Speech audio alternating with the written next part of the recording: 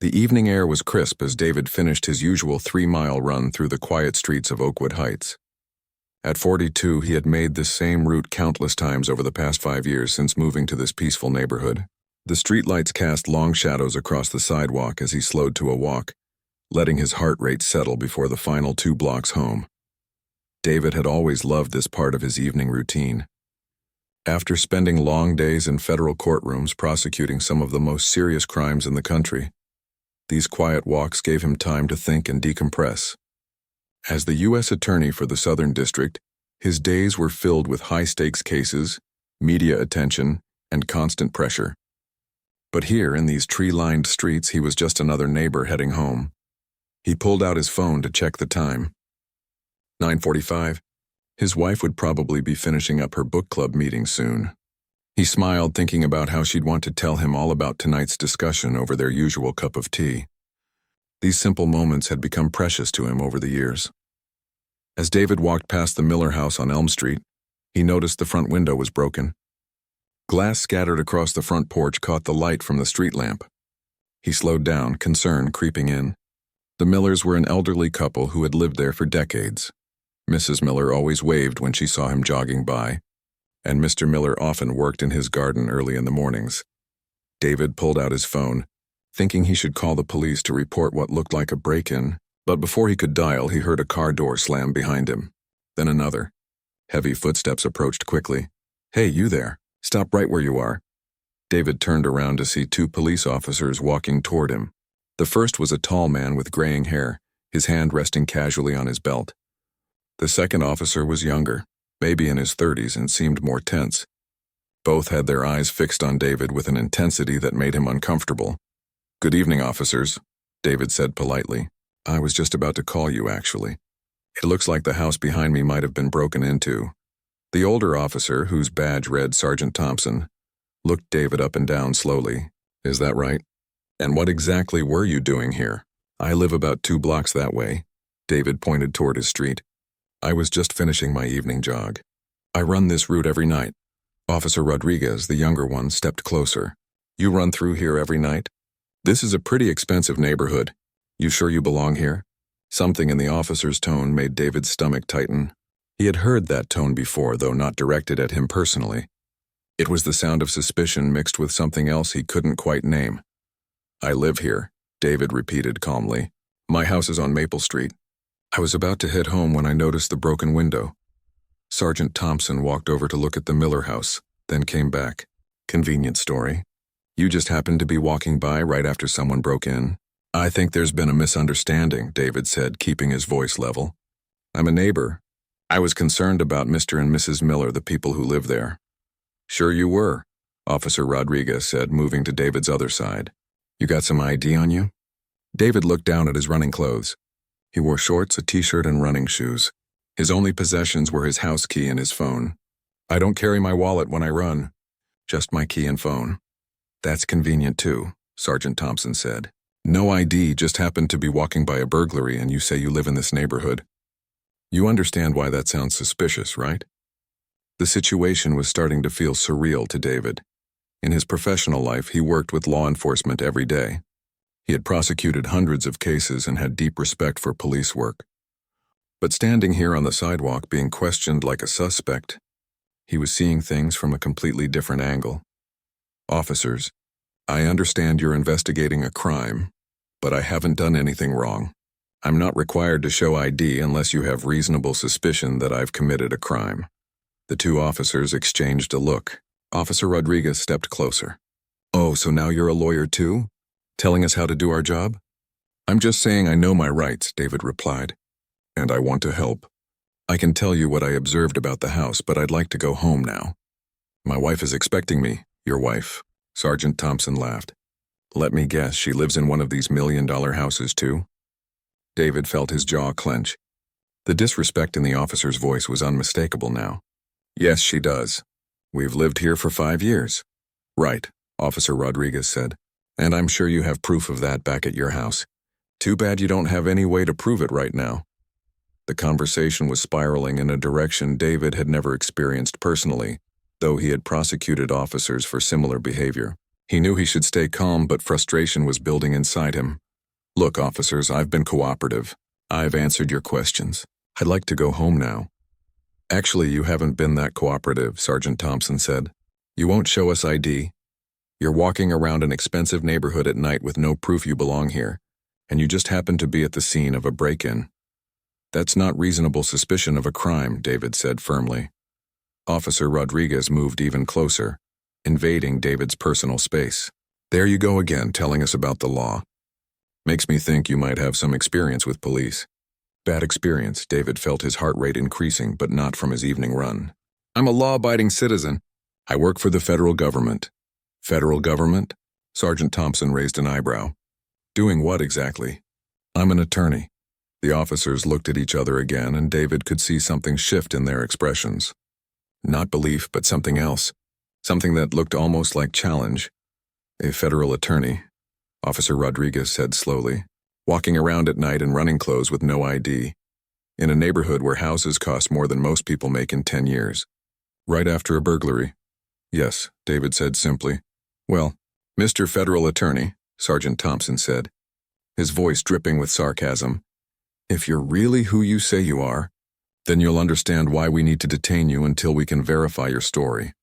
Before David could respond, Officer Rodriguez grabbed his arm. "Turn around and put your hands behind your back." "What?" David couldn't hide his shock. "You're arresting me?" "For what?" "Obstruction of justice and resisting arrest," Sergeant Thompson said, pulling out his handcuffs. "I haven't resisted anything," David protested, but he didn't pull away as the cuffs clicked around his wrists. "You've been uncooperative and suspicious from the moment we approached you," Officer Rodriguez said, "and now you're claiming to be some kind of federal attorney. That sounds like lying to police officers to me." As David was led to the patrol car, he looked back at the broken window of the Miller house. Somewhere in the distance he could hear sirens approaching, more officers probably coming to investigate the actual crime that had been committed. But as he was placed in the back of the police car, David realized that tonight, he wasn't going to be the prosecutor. He was going to be the defendant. And for the first time in his career, he was about to experience the justice system from the other side. The ride to the police station felt like the longest 20 minutes of David's life. Sitting in the back of the patrol car with his hands cuffed behind him, he watched familiar streets pass by through the window. These were roads he drove every day to work, streets where he jogged, places where he lived his normal life. But now everything looked different through the metal mesh separating him from the front seat. Officer Rodriguez was driving, occasionally glancing at David in the rearview mirror. Sergeant Thompson was typing something on his tablet, probably writing his report. Neither officer had said much since putting David in the car, but he could feel their satisfaction. They thought they had caught someone trying to break into houses in an upscale neighborhood. David's mind was racing. As a federal prosecutor, he had seen hundreds of arrest reports, but he had never thought about what it felt like to be the person being arrested. The handcuffs were cutting into his wrists. His running shirt was sticking to his back with sweat, though whether from his jog or from stress, he couldn't tell anymore. When they arrived at the station, the building looked exactly like the many police stations David had visited in his professional capacity. But walking through those doors in handcuffs made everything feel different. The fluorescent lights seemed harsher. The sounds of phones ringing and officers talking seemed louder. The smell of coffee and cleaning supplies that he had never noticed before was suddenly overwhelming. Sergeant Thompson led him to the booking desk, where a tired-looking desk sergeant named Peterson looked up from his paperwork. "What do we have here?" "Caught this one walking around the Oakwood Heights area right after a burglary," Thompson said. "No ID, claims to live there, got belligerent when we tried to question him." Desk Sergeant Peterson looked David up and down. "Name?" "David Richardson," David said clearly. "Address?" 1247 Maple Street, Oakwood Heights. Peterson typed the information into his computer, then frowned. "That's a real address, but I don't see any David Richardson registered there." "I own that house," David said. "I've lived there for 5 years." "Right," Peterson said without looking up. "And what do you do for work?" "I'm the U.S. Attorney for the Southern District." The typing stopped. Peterson looked up at David, then at Sergeant Thompson, then back at David. After a moment, he started typing again. "Sure you are, buddy. And I'm the Chief of Police. I'm serious, David said. You can verify this. Call the U.S. Attorney's office. They'll confirm who I am. It's almost 11 at night, Peterson said. Federal offices are closed. Besides, if you really were some big-shot federal attorney, don't you think you'd have some way to prove it? David felt the frustration building again. I was out for a run. I don't carry my wallet when I exercise. Convenient, Officer Rodriguez muttered from behind him. Peterson continued with the booking process, asking for basic information and taking David's fingerprints. The whole procedure felt mechanical and impersonal. David had reviewed thousands of booking reports in his career, but experiencing it himself was completely different. He felt like he was being processed rather than treated as a person. I want to make my phone call, David said when Peterson finished with the fingerprints. You'll get your call, Peterson said, after we finish processing you. When will that be? When it's done? David was then led to a small room for a mugshot. The camera flash was bright and startling. He tried to imagine what the photo would look like. A sweaty man in running clothes who looked tired and frustrated. Nothing like the professional headshots that appeared in newspapers when his office announced major prosecutions. After the photos, Officer Rodriguez led him to a holding cell. The space was small and gray with a metal bench attached to one wall and a toilet in the corner. The smell of disinfectant mixed with something else David didn't want to identify. When do I get my phone call? David asked as the cell door closed. Someone will be with you, Rodriguez said, walking away. David sat on the metal bench and looked around the cell. He had visited jails and prisons many times as a prosecutor, but always as someone who could leave whenever he wanted. Now the door was locked and he was on the other side of the bars. Hours passed. David could hear activity in the station. Phones ringing, doors opening and closing, voices talking in the hallways. But no one came to see him. He asked several officers who passed by about his phone call, but each one told him to wait or that someone would be with him soon. Meanwhile, at David's house on Maple Street, his wife Lisa was starting to worry. David's evening runs usually took about an hour, including his walk home. It was now past midnight and she hadn't heard from him. She had tried calling his cell phone several times, but it went straight to voicemail. Lisa walked around their house, looking out windows and trying to think of explanations. Maybe David had run into a neighbor and was having a long conversation. Maybe his phone battery had died. Maybe he had decided to extend his run. But none of these explanations felt right. David was predictable with his routine, and he always let her know if he was going to be late. By 1 a.m, Lisa was genuinely frightened. She called the local hospital to see if anyone matching David's description had been brought in. Nothing. She called the police station to ask if there had been any accidents in the area. The desk sergeant she spoke to was polite, but not particularly helpful. We don't have any reports of accidents involving joggers tonight, he said. If your husband isn't home by morning, you can file a missing person report. Missing person report? Lisa felt her stomach drop. It's only been a few hours. Most adults who are late coming home show up eventually, the sergeant said. They usually have a good explanation. Lisa hung up feeling more worried than before. She sat in their living room staring at her phone and willing David to call. The house felt too quiet and too empty. Back at the police station, David was still waiting in his cell. He had asked 4 different officers about his phone call, and each one had given him a different answer. Soon, after the paperwork is done, someone will be with you. In the morning. David was beginning to understand something he had never fully grasped before. Despite his years of experience in the criminal justice system, when someone is arrested and booked, they lose almost all control over their situation. They depend entirely on the people who arrested them for information, for food, for basic human needs.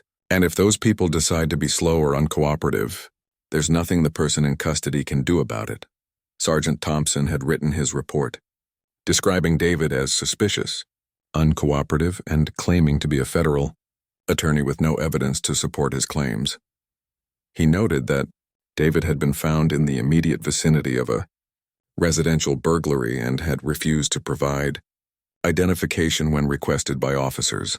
Officer Rodriguez had written a supplementary report supporting Thompson's version of events. According to his report, David had been walking slowly past houses in an expensive neighborhood and had appeared to be surveying properties. When approached by officers, Rodriguez wrote, David had been evasive and argumentative. Neither report mentioned that David had immediately pointed out the broken window and offered to help with information about the burglary. Neither report mentioned that David had been cooperative throughout the encounter until he was arrested, and neither report mentioned that David had clearly stated he lived in the neighborhood and was simply trying to get home. As the night wore on, David began to realize that this wasn't just a misunderstanding that would be cleared up quickly. The officers genuinely believed he was lying about who he was and what he had been doing. They had decided he was a criminal, and they were building a case to support that decision. Around 3 a.m, a different officer finally came to his cell. "You can make your call now," he said, unlocking the door. David was led to a payphone in the hallway. His hands were shaking as he dialed his home number. "Hello?" Lisa answered on the first ring. "Lisa, it's me. I'm okay, but I need you to listen carefully." The courthouse hallway buzzed with the usual morning activity as lawyers, defendants, and family members waited for their cases to be called. David sat on a hard wooden bench, still wearing his running clothes from the night before. The orange jumpsuit they had given him at the jail was too small, and he had chosen to stick with his own clothes rather than look even more out of place. His court-appointed attorney, a young woman named Kelly Hayes, sat beside him, frantically reading through the police report. She looked like she had graduated from law school maybe 6 months ago, and this was probably one of her first criminal cases. David wanted to feel confident in her abilities, but everything about her body language suggested she was in over her head. "Okay," Kelly said, closing the file. "So the charges are obstruction of justice, resisting arrest, and disorderly conduct. The police report says you were found near a burglary scene and refused to cooperate with officers." "That's not what happened," David said quietly. "I was cooperative the entire time. I pointed out the broken window to them. I told them I lived in the neighborhood." Kelly was taking notes on a yellow legal pad. "And you said you're some kind of lawyer?" "I'm the U.S. Attorney for the Southern District," David said. "I prosecute federal crimes." Kelly looked up from her notes, clearly skeptical. "Do you have any proof of that?" David sighed. "My identification is at home. My business cards are at home. Everything that would prove who I am is at home because I was out for a run." "Right," Kelly said, making another note. "Well, the important thing is to get you released today. With these charges, I'm hoping the judge will set a reasonable bail." David wanted to explain to Kelly that she should be asking for the charges to be dropped entirely, that this was a case of mistaken identity and overzealous policing. But before he could say anything, a bailiff called out, "Richardson case, courtroom number 3. The courtroom was smaller than the federal courts where David usually worked, but it had the same serious atmosphere. Judge Patricia Coleman sat behind the bench, a woman in her 50s with graying hair and a stern expression. She had a reputation as a tough judge who didn't tolerate nonsense from defendants or their attorneys. David and Kelly stood at the defendant's table while the prosecutor, a middle-aged man named Robert Chen, arranged his papers at the opposite table. In the gallery behind them, David could see Sergeant Thompson and Officer Rodriguez sitting in the front row, looking confident and relaxed. "Your Honor," the bailiff announced, "this is the case of the state versus David Richardson." Judge Coleman looked down at her papers, then up at David. Her expression was neutral but not particularly warm. "Mr. Richardson, you are charged with obstruction of justice, resisting arrest, and disorderly conduct." "How do you plead?" Kelly stood up. "Not guilty on all charges, Your Honor." "Very well," Judge Coleman said. "Mr. Chen, what is the state's position on bail?" The prosecutor stood and opened his file. "Your Honor, the defendant was found at the scene of a residential burglary in an upscale neighborhood. When approached by officers, he refused to provide identification and became belligerent. He has no ties to the community that can be verified, and we believe he poses a flight risk." David felt his jaw clench. Everything the prosecutor was saying was either wrong or misleading, but Kelly hadn't prepared him for how to respond. "Furthermore," Chen continued, "the defendant has made claims about being a federal attorney, which appear to be false statements intended to mislead law enforcement. This shows a pattern of deception that concerns the state." Judge Coleman looked at David again, her expression becoming more skeptical. "Ms. Hayes, what does the defense have to say about bail?" Kelly stood up, consulting her notes. "Your Honor, my client has no prior criminal record. He claims to be a resident of the neighborhood where he was arrested, and he denies all charges against him. Does he have any proof of residency? Judge Coleman asked. Well, no, Your Honor. He was arrested while jogging and didn't have identification with him. David wanted to speak up, to explain the situation himself, but he knew that could make things worse. In all his years as a prosecutor, he had seen defendants hurt their own cases by talking when they should have stayed quiet. And what about these claims of being a federal attorney? Judge Coleman asked. Kelly looked uncertain. He maintains that he works for the U.S. Attorney's Office, but we don't have documentation of that at this time. Judge Coleman frowned. Ms. Hayes, surely you understand that making false claims about being a law enforcement officer or government attorney is a serious matter. Yes, Your Honor, but my client insists. Your client insists on many things, Judge Coleman interrupted. The question is whether any of those things can be verified. David watched this exchange with growing alarm. His own attorney was essentially arguing against him, agreeing with the prosecution that his claims about his identity were suspicious. Officer Thompson and Rodriguez sat in the gallery, nodding along with the judge's comments. David could see them whispering to each other, probably feeling vindicated in their decision to arrest him. Your Honor, Kelly tried again. Even if the court has concerns about verification, the charges themselves are relatively minor. Mr. Richardson has no history of failing to appear in court. He has no history at all that we can verify, Judge Coleman said sharply. For all we know, David Richardson isn't even his real name. The comment stung David more than he expected. His entire professional life was built on his reputation and credibility. Federal judges knew him by name. Defense attorneys had argued cases against him for years. Reporters quoted him in newspapers. But sitting in this courtroom, in his running clothes with no identification, he might as well have been a complete stranger making up stories. Mr. Chen, Judge Coleman said, turning back to the prosecutor, what bail amount is the state requesting? Given the circumstances, Your Honor, we're asking for $50,000. The defendant's inability to verify his identity, combined with the nature of the charges and his behavior toward law enforcement, suggests he may not appear for trial if released on his own recognizance. David's eyes widened. $50,000 for charges that would normally result in a few $100s bail at most. This was getting completely out of hand. Kelly stood up again. Your Honor, $50,000 seems excessive for these charges. Your client, Judge Coleman interrupted, was found at a crime scene, refused to cooperate with police, and has made unsubstantiated claims about his identity. In my experience, people who lie about being government officials are exactly the type of people who might flee, rather than face the consequences of their actions. David felt like he was watching his life collapse in slow motion. Every word the judge spoke made him sound more and more like a career criminal, rather than someone who had dedicated his career to upholding the law.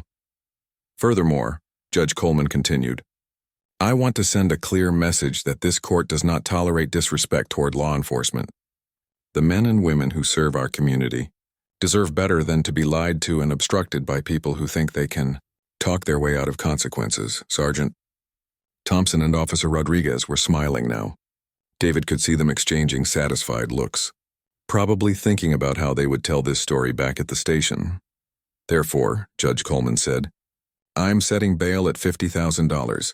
Mr. Richardson will remain in custody until he can post bond or until his trial date. Kelly looked stunned. Your Honor, could we request a lower amount? $50,000 is... My decision is final, Counselor, Judge Coleman said firmly. The defendant will be remanded to county custody. As the bailiff approached to escort David back to his holding cell, he looked around the courtroom one more time. The prosecutor was packing up his papers with a satisfied expression. The police officers were standing up to leave, probably eager to get back to their normal duties. His attorney was staring at her notes, apparently trying to figure out what had just happened. And Judge Coleman was already calling the next case, moving on as if David's life hadn't just been turned upside down by a system he had served faithfully for over 15 years. David had prosecuted hundreds of cases where defendants claimed they were innocent, where they insisted there had been some mistake, where they said the police had gotten everything wrong. He had always listened politely to these claims, but deep down, he had usually assumed that where there was smoke, there was fire. People didn't get arrested for no reason. Now, walking back to his cell in handcuffs, David was beginning to understand something that had never occurred to him before. Sometimes people really were innocent. Sometimes the police really did make mistakes. And sometimes the system he had dedicated his life to protecting could turn against anyone, even the people who worked within it. The holding cell door closed behind him with a metallic clang that seemed to echo louder than before. David sat on the metal bench and put his head in his hands, trying to figure out how he was going to get out of this nightmare. He had no idea that his salvation was about to walk into the courthouse. Attorney Michael Torres had been practicing law for 12 years, but he still got nervous before big hearings. Today he was representing a client in a federal drug conspiracy case, and he needed to file some last-minute motions with the state court before heading to his afternoon hearing. The federal building was across town, and traffic was unpredictable, so he wanted to get his state court business finished early. Michael had worked with the U.S. Attorney's Office many times over the years. As a defense attorney, he often found himself on the opposite side of federal prosecutors, but he had developed professional relationships with many of them. One prosecutor he particularly respected was David Richardson, the U.S. Attorney himself. Richardson had a reputation for being tough but fair, and Michael had always found him to be professional and ethical in their dealings. As Michael walked into the courthouse that morning, he was thinking about his federal case and reviewing his arguments in his head. He barely noticed the arraignment proceedings happening in courtroom 3 as he passed by on his way to file his papers. But something made him stop and look through the small window in the courtroom door. There was something familiar about the defendant standing at the table. Michael couldn't see the man's face clearly, but something about his height and build reminded him of someone. The defendant was wearing casual clothes that looked like workout gear, which was unusual for court appearances. Michael decided to step inside and sit in the back of the courtroom. He wasn't sure why, but something was nagging at him about the scene in front of him. Therefore, Judge Coleman was saying, "I'm setting bail at $50,000. Mr. Richardson will remain in custody until he can post bond or until his trial date." Richardson. Michael's heart skipped a beat. The defendant's last name was Richardson, the same as the U.S. Attorney, but that had to be a coincidence. There were probably hundreds of Richardsons in the city. As the bailiff approached the defendant, the man turned slightly, and Michael got a clear look at his profile. The breath caught in his throat. That was definitely David Richardson, the U.S. Attorney. Michael had sat across from him in meetings. He had seen him give press conferences on television. He had watched him argue cases in federal court. But what was David Richardson doing in state court as a defendant? And why was he dressed like he had just come from the gym? Michael's mind raced through possibilities. Maybe it was a different David Richardson. Maybe it was some kind of undercover operation. Maybe he was seeing things wrong. But as the defendant was led away in handcuffs, Michael got another clear look at his face. It was definitely David Richardson, the U.S. Attorney for the Southern District. The courtroom was clearing out, and Michael saw Judge Coleman preparing to call the next case. He knew he had to act quickly, but he wasn't sure what to do. Walking up to interrupt a judge during proceedings was not something attorneys did lightly. But if David Richardson was really being held in custody based on some kind of misunderstanding, every minute counted. Michael stood up and approached the bench. "Your Honor, I apologize for the interruption, but I need to request an emergency sidebar regarding the defendant you just remanded." Judge Coleman looked annoyed. "Attorney Torres, I don't believe you're representing Mr. Richardson. What's your interest in this case?" "Your Honor, I believe there may be a serious error regarding the defendant's identity. Could I speak with you privately for just one moment?" Judge Coleman looked at Michael for a long moment, then at the prosecutor and the court reporter. Michael had a good reputation in her courtroom, and she knew he wouldn't interrupt proceedings without a good reason. "Very well," she said finally. "Mr. Chen, Ms. Hayes, please approach the bench as well." The attorneys gathered at the sidebar, speaking in hushed tones while the court reporter moved closer to record their conversation.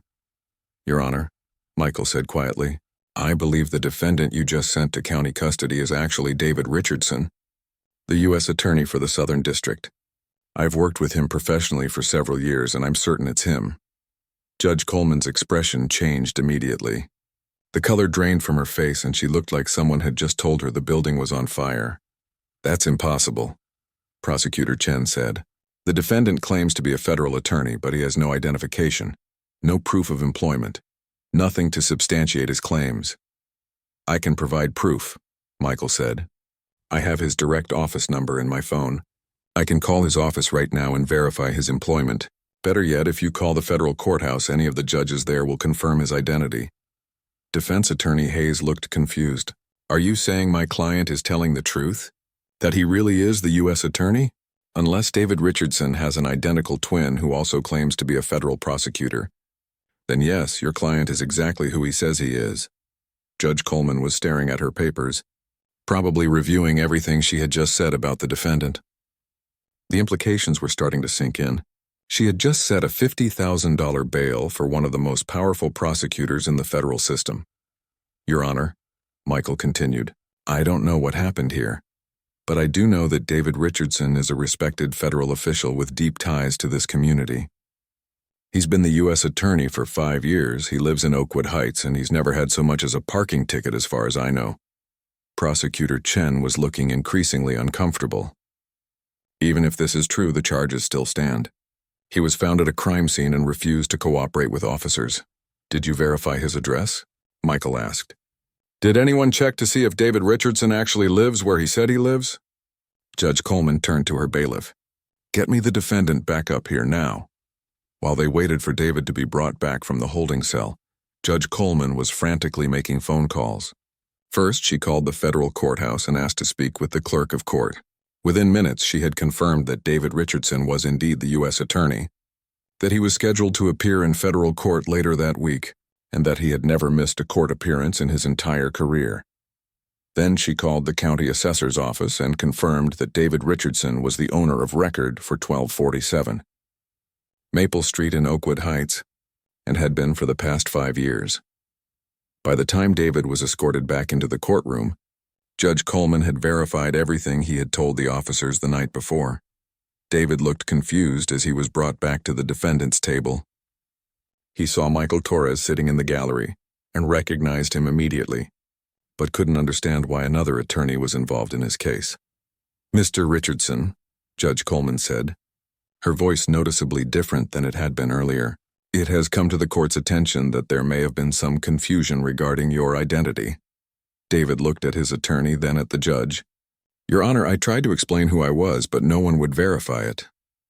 Yes, well, Judge Coleman said, clearly uncomfortable. That appears to have been an oversight on our part. I've now confirmed that you are indeed the U.S. attorney for the Southern District, and that you do indeed live at the address you provided to officers. In the gallery, Sergeant Thompson and Officer Rodriguez were looking at each other with growing alarm.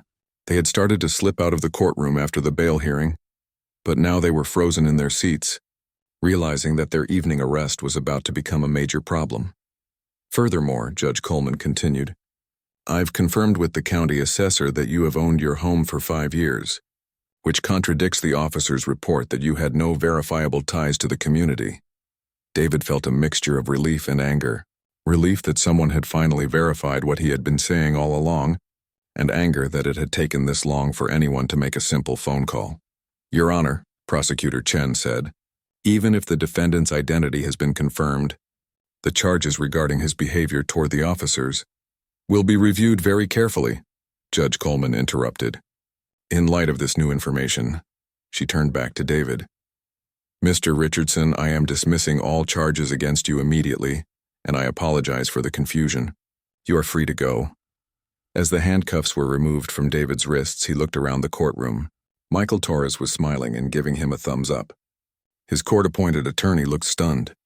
The prosecutor was gathering his papers and trying to avoid eye contact, and in the back of the courtroom, Sergeant Thompson and Officer Rodriguez were quietly trying to slip out the door, knowing that their night shift arrest had just become a career-threatening mistake. But David wasn't thinking about revenge or consequences yet. He was just thinking about going home, taking a shower, and trying to process what had just happened to him. He had no idea that this experience was about to change not just his life, but the way he approached his job as a prosecutor. The system he had served faithfully for 15 years had just shown him what it looked like from the other side. And he would never forget the lesson. David sat in his home office 3 days after his release, staring at a stack of incident reports and legal documents that had been delivered that morning. The story of his arrest had leaked to the press within hours of his release from court, and his phone hadn't stopped ringing since. Reporters wanted statements. Fellow prosecutors wanted to know if he was okay. Civil rights organizations wanted to know if he planned to take action. Lisa knocked on his office door and entered with a cup of coffee. She had been incredibly supportive, but David could see the worry in her eyes. This incident had shaken both of them more than they wanted to admit. "The attorney from the ACLU called again," she said, setting the coffee on his desk. "And someone from the Justice Department wants to schedule a call this afternoon." David nodded but didn't look up from the papers. "What did you tell them?" "That you're still deciding how you want to handle this." David picked up the police report and read it again. Even knowing how the story ended, the document was infuriating. According to Sergeant Thompson and Officer Rodriguez, David had been suspicious, uncooperative, and appeared to be casing houses in an expensive neighborhood. The report made it sound like he had been prowling around, looking for houses to burglarize. What the report didn't mention was that David had immediately pointed out the broken window and offered to help with information about the burglary. It didn't mention that he had been polite and cooperative throughout the encounter, and it certainly didn't mention that every single thing he had told the officers had been true. David's phone rang, interrupting his thoughts. The caller ID showed it was his deputy, Christine Walker. "David, thank God you're okay," Christine said as soon as he answered. "I've been fielding calls all morning. The media wants a statement, and there are 3 different law firms that want to represent you if you decide to file suit." "I'm not sure I want to file suit," David said. There was silence on the other end of the line. "David, they arrested you for jogging in your own neighborhood. They held you overnight and set your bail at $50,000 for charges that should have been dismissed immediately. You can't just let this go." David understood Christine's anger, but his own feelings were more complicated.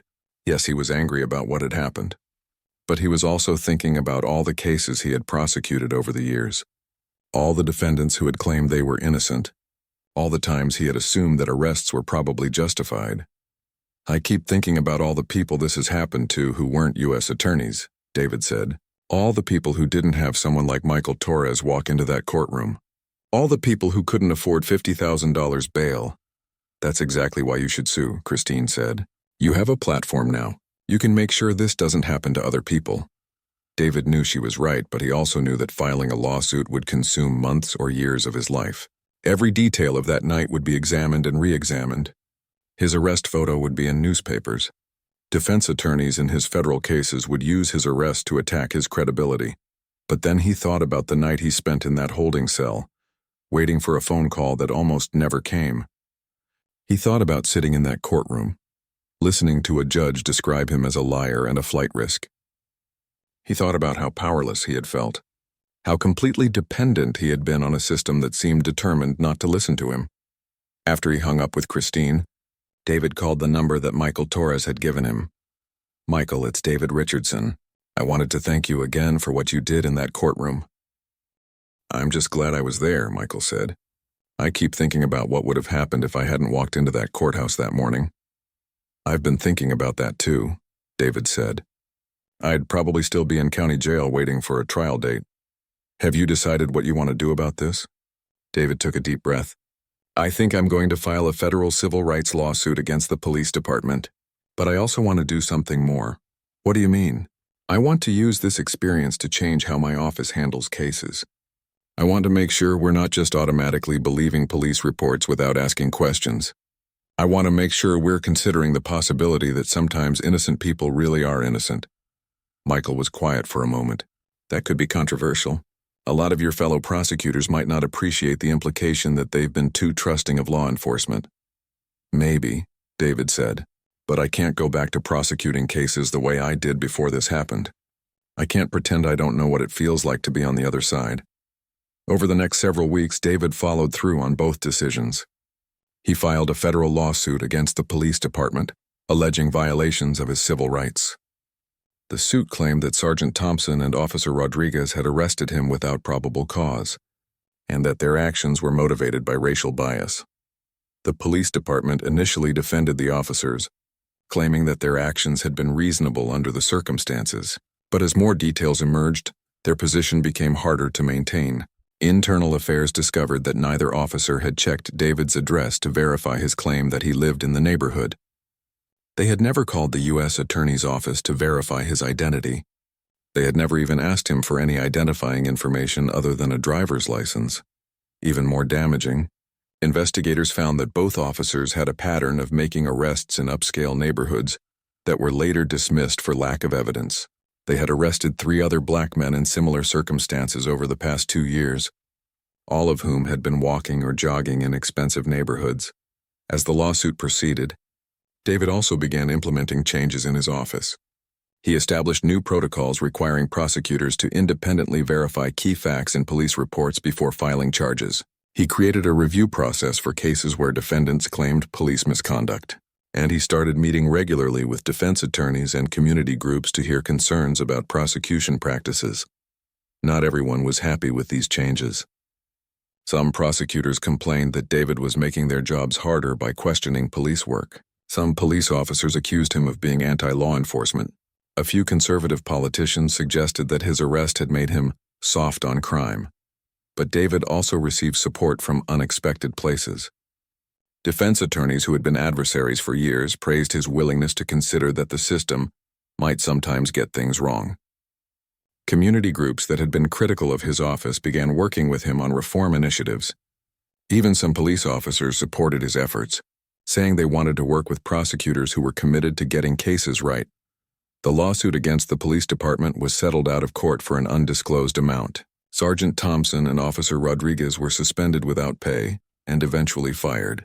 The police department agreed to implement new training on racial bias and community policing. But for David, the most important outcome wasn't the money or the disciplinary actions against the officers. It was the realization that his experience could be used to help other people who found themselves caught up in a system that sometimes moved too fast and asked too few questions. 6 months after his arrest, David gave a speech at a criminal justice reform conference. In the audience were defense attorneys, prosecutors, police officers, and community advocates. Many of them had been adversaries for years, but they were all there to hear what the U.S. attorney had learned from spending a night in jail. I used to think that innocent people had nothing to worry about from the criminal justice system, David told the audience. I thought that if someone was arrested, there was probably a good reason. I thought that if someone was charged with a crime, they probably did something wrong. He paused and looked around the room. I was wrong. The system is run by human beings, and human beings make mistakes. Sometimes those mistakes are honest errors. Sometimes they're the result of bias or prejudice. And sometimes they're the result of people in power not listening to people who have no power. David continued. I was lucky. I had a job that gave me credibility when that credibility was finally acknowledged. I had the resources to fight back.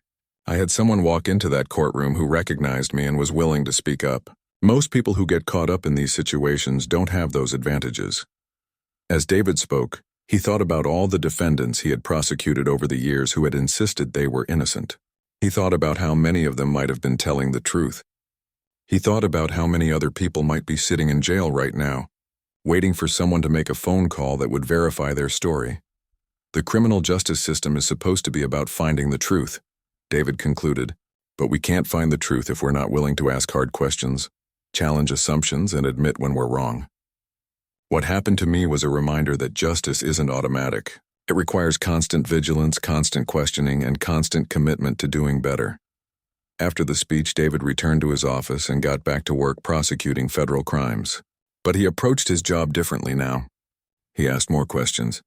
He verified more facts. He listened more carefully when defendants claimed they were innocent. And every time he walked into a courtroom, he remembered what it felt like to sit at the defendant's table, waiting for someone to believe his story. That memory made him a better prosecutor, and it made the system a little bit more just for everyone who came after him. David never stopped jogging through his neighborhood in the evenings. But now when he saw police officers on patrol, he made sure to wave and say hello, because he understood something now that he hadn't understood before. The relationship between the community and law enforcement worked best when both sides remembered that they were all human beings, trying to make their neighborhoods safe and fair for everyone.